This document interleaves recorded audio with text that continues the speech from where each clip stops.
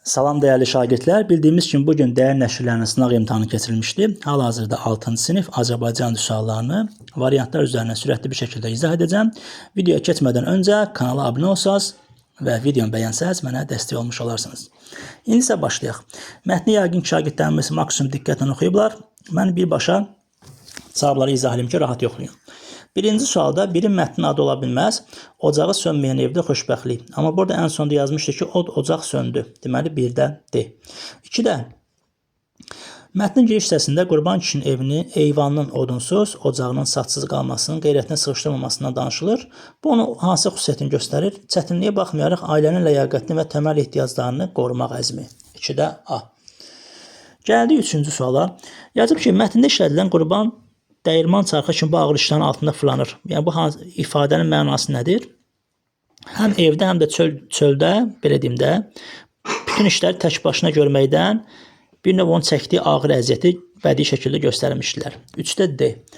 4-də tünd hərflərlə verilmiş ifadələrin kontekstdəki mənasına görə bir də özünü oda közə vurmaq, bu qədər var gücü ilə çalışmaq fədakarcasına. 2-də əlini ağdan qara vurmayan bu tənbəl adamlara aiddir, bikar durmaq. Tüstüsü təpəsindən çıxmaq, bu da ki, o beyni çönmək deyirlər, qeyzlənmək, hiddətlənmək. 3-ə də B gedir. Deməli, 4C olacaq qruplaşdıranda. 5-ə baxaq. Mətnin sonunda Qurban kişinin vəsiyyətinə bağlı müəllif hansı ideyanı təbliğ edir? Burada diqqət eləsək, insan üçün ən böyük rəzalətin dilənçilik və başqasına asılılıq olduğunu, çıxış yolunun isə yalnız zəhmətlə olduğunu göstərirdi. Yəni, 5-dəki B variantı daha məntiqlidir. 6-da mətnin plan bəndlərini deyir. Orada oğulları tənbəl idi və atası da buna görə narahat idi. Ən sonunda da ata vəsiyyət elədi. 3, 2, 1 daha məntiqli olar. 7-də hansı cümlədə fərqlənmiş sözün yazılışında səhvə yol verilmişdi? Mövqesini yazıb B variantında mövqeyini. 7B. 8-də şah sözünün həqiqi mənada işləndiyi şahın göstərişi ilə. 8-də B, yəni keçmişdə olan şahlar. Hansı bənddə inversiya rast gəlinmir, yəni xəbərin əvvələ gəlməsi? C variantı külək səhərə yaxın şiddətləndi. Burada xəbər axırdadır. Məsələn, A variantında açdı çiçəkli güllər, burada xəbər əvvəldədir. Ona görə burada 9-da biz C-ni götürə bilərik. 10-da hansı cümlədə məntiqi vurğulu söz düzgün göstərilmişdi? Torpaqlarımızı 44 gün ərzində işğaldan Azərbaycan ordusu azad etdi. Daha qüvvətli dedik. 10-da A. Cümlələrin birində zaman zərfi işlənmişdi. Baxaq görək.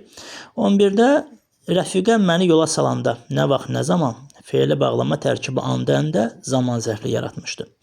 12-də hansı cümlədə nöqtələrin yeni səbəb bağlayıcısı yazılmalıdır? Mən Şahin dərsə gəlməmişdi, çünki xəstə idi. 12-də B. 13-də hansı cümlədə kitab sözü qeyri-müəyyən təsirli haldadır? Baxaq. Mən dünən maraqlı bir kitab aldım. Kitabı aldım. 13-də C. 14-də hiperonim, hiponimlər xəstəlik, yəni olar ki, məsəl üçün qızılça və yaxud da nə bilim xərçəng, belə bir xəstəlik yaza bilərdi. Amma burada yazıb həkim, xəstəxana, dərman. Bu, yəni yanlış olur. 14-də C, yanlışı soruşurdu. 15-də dostumu vağzalacan ötürdüm cümləsində qoşma sinonimi vağzala kimi, vağzala qədər. 15-də A. 16-da hansı saydan sonra gələn isimlər həm təkdə, həm də cəmdə ola bilər? Bu 6-cı sayına aiddir. Yəni, sıra sayı, məsələn, bir məktəbdə bir sinif var, 6-cı sinif, 4 dənə sinif varsa 6-cı siniflər deyə bilərik. Tək və cəmdə. 16-da D. 17-də hansı cümlədə fe'li bağlama işlənmişdir? Getdikcə, dıqca.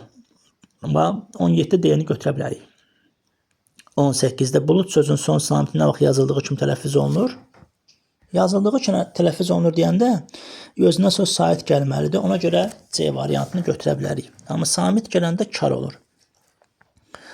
18-də dedik, keçək 19-da. Tələffüzü yanlış verilmiş sözü yanlışı deyir. Yəni 3 dənədən birini seçməliyik, çünki sözləri demir.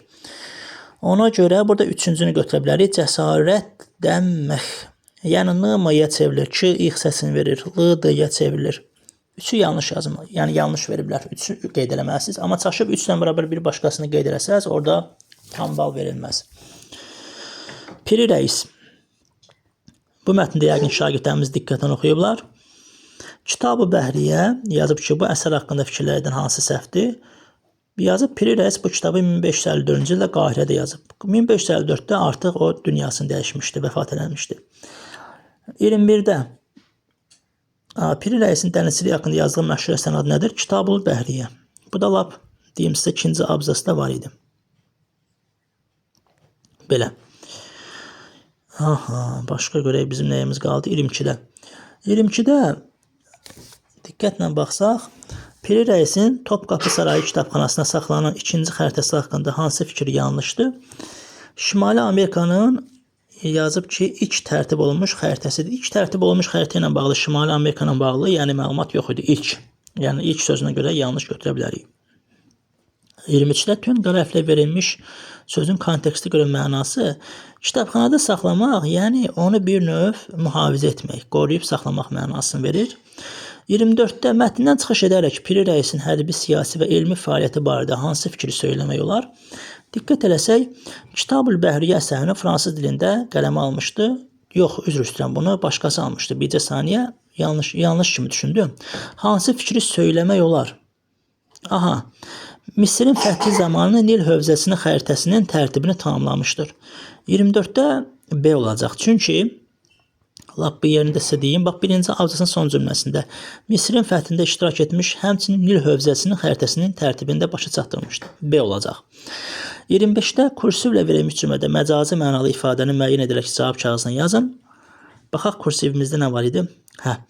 Deyir, Geliboluda dünyaya gəlmişdi. Dünyaya gəlmək bu, yəni məcazi mənalı ifadədir və bunu qeyd eləməliyik. Amma götürüb başqa bir sözdə əlavə yazsaz o yanlış olar. Belə, videonu sürətli bir şəkildə izah etməyə çalışdım. Video ilə bağlı təklif və iradlarınızı şərh bölməsində yaza bilərsiniz. Diqqətinizə görə təşəkkürlər.